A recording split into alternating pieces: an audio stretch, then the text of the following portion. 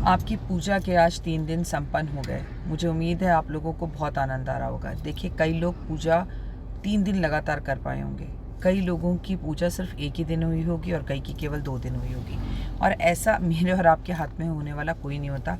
ये परमपिता परमात्मा जैसे चाहते हैं, जिसको वो अपनी भक्ति देते हैं ना, वो उसी को अपनी भक्ति देते हैं। लेकिन आपने अगर एक दिन भी ये पूजा की है तो इंटायर लाइफ आपकी, खासकर आने वाली दिवाली, बहुत मंगलमय होने वाली है। ज़रा सोच के देखिए कि हमारे बुज़ुर्ग, मैं ज्योतिष हूँ, भूल जाइए, मुझे कुछ आता है भूल जाइए।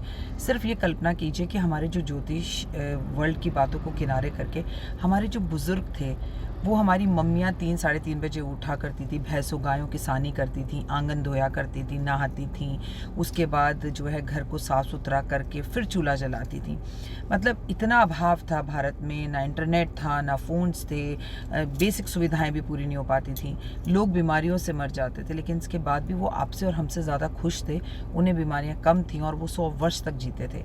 आज हमारे पास इतनी सुविधाएं कि यूं चुटकी बजाकर हम कुछ भी कर सकते हैं, बैठे बैठे घर कुछ भी मंगा सकते हैं। लेकिन इसके बाद भी हम ज़्यादा दुखी हैं, क्योंकि हम ईश्वर से दूर हैं। और इस पूरे ब्रह्मांड सृष्टि को चलाने की जो एनर्जीज़ है ना, वो मैक्सिमम सबसे ज़्यादा जो एक्टिव होती हैं वो सुबह के टाइम पर होती हैं। तो आप सुबह उठी, आपने पूजा किया, आपको खुद को अंदर से बड़ा एनर्जेटिक लगता होगा। मानती हूँ कि दिन में नींद आती होगी, सो जाइए।